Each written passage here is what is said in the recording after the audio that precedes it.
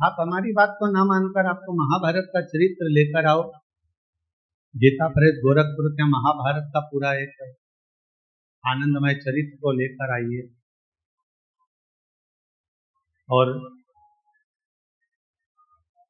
उस महाभारत के चरित्र को घर में बैठकर थोड़ा सा पढ़ो।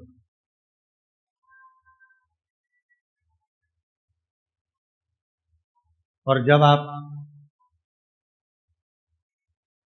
महाभारत के उस चरित्र को पढ़ेंगे, अध्ययन करेंगे, उसका स्मरण करेंगे, तो उसमें मिलेगा कि भगवान कृष्ण के पास जाकर पांडव हाथ जोड़कर कहते हैं कि अब हमारे पास कुछ भी नहीं है, अब हमारे पास में कुछ भी नहीं, हमारा पूरा वैभव चले गया, हमारा पूरा धन चले गया, हमारी पूरी सत्ता चली गई, हमारा पूरा संपदा चली गई, हम जुए में सब कुछ हार चुके हैं, हमारे पास कुछ भी नहीं है, कुछ।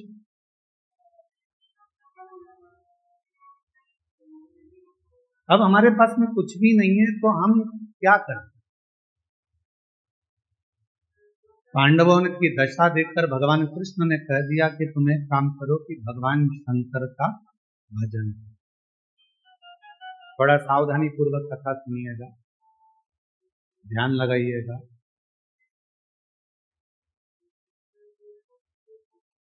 कथा में आपका ध्यान रहे।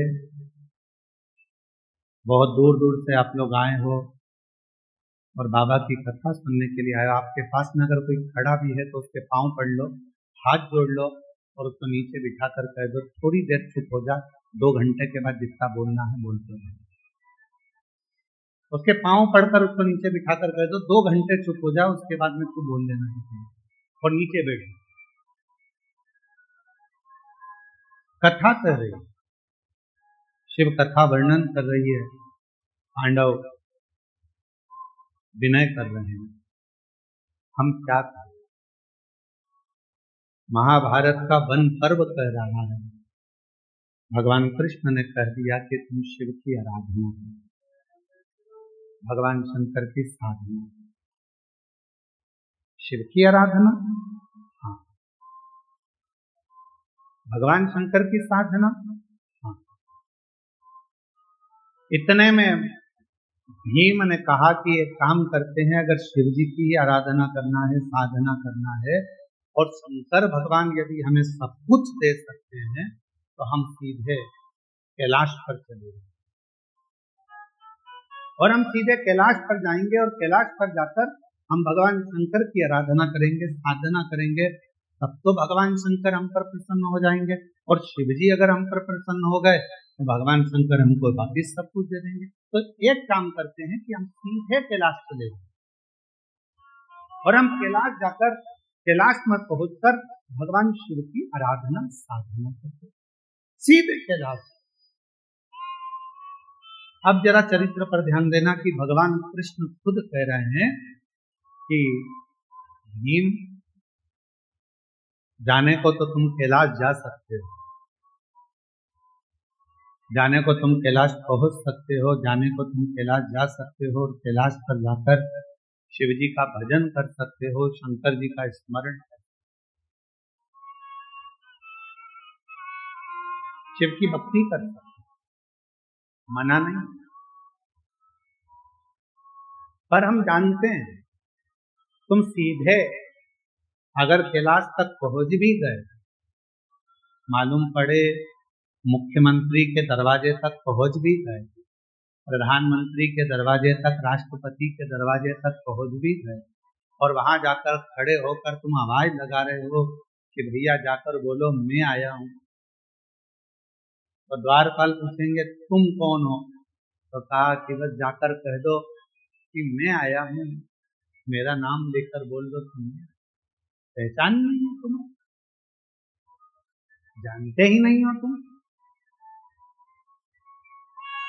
प्रधानमंत्री के पास द्वारपाल जाकर बोल भी देगा कि कोई राम प्रकाश आया है आपसे मिलने के लिए, प्रधानमंत्री जी बोलेंगे कि कौन राम प्रकाश?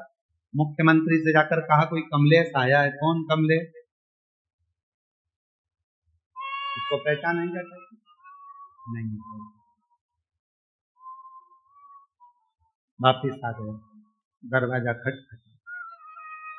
भगवान कृष्ण कह रहे हैं, भीम कैलाश पर जाकर भजन करना सरल है, पहुंच जाओगे, बैठ जाओगे, पुकार लोगे, विनय कर लोगे, निवेदन कर लोगे, बाबा को बार बार पुकार लोगे, पर याद रखना वहां बाबा तुम्हारी पुकार को सुन भी लेंगे तो भी तुम्हें कुछ दे नहीं पाएंगे, कुछ दे नहीं पाएंगे।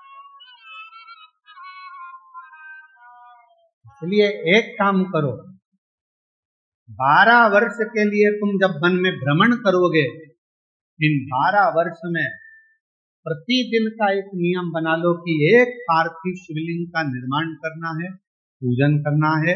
नजदीक में कोई शंकर जी का शिवलिंग है, वहां जाकर आराधना करना है।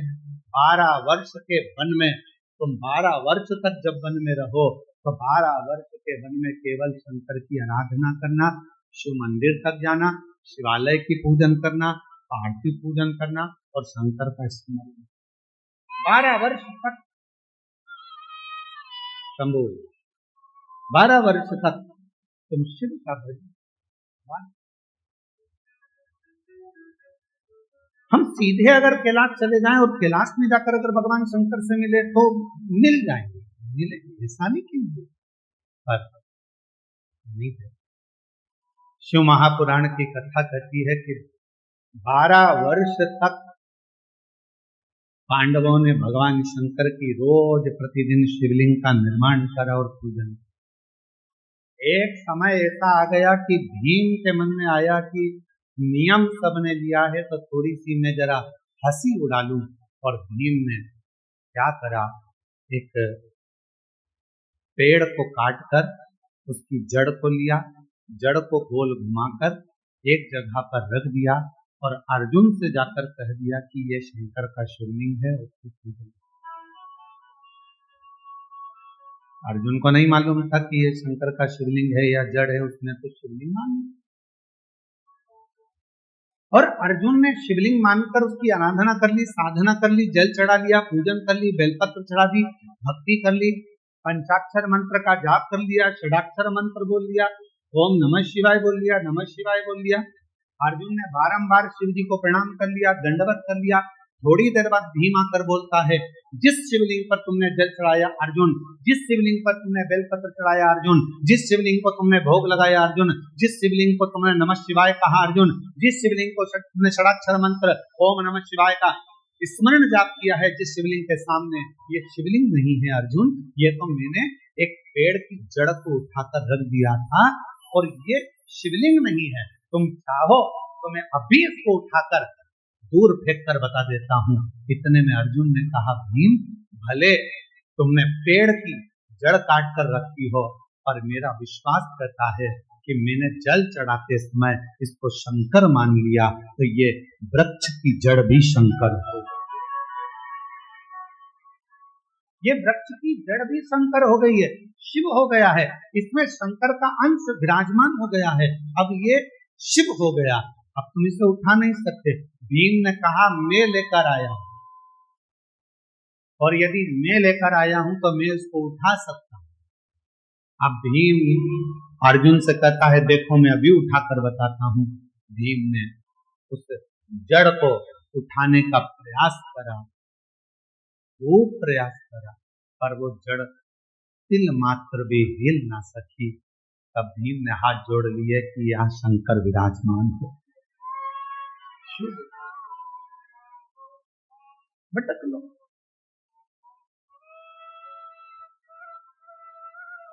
शिव थोड़ी परीक्षा लेते,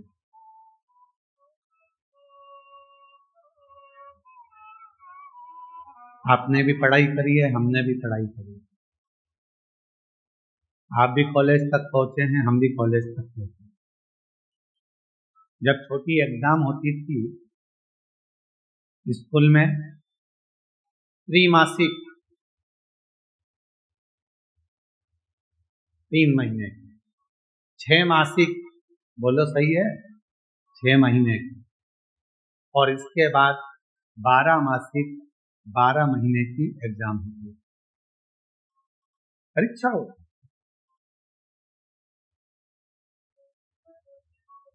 छोटी एग्जाम 3 महीने में हो जाती थी, फिर 6 मासिक, इसके बाद में 12 मासिक परीक्षा, वार्षिक परीक्षा हो जाती। धीरे धीरे जब हम रोज प्रतिदिन भगवान शंकर के मंदिर में एक लोटा जल चढ़ाते हैं तो धीरे धीरे मेरा भोले बाबा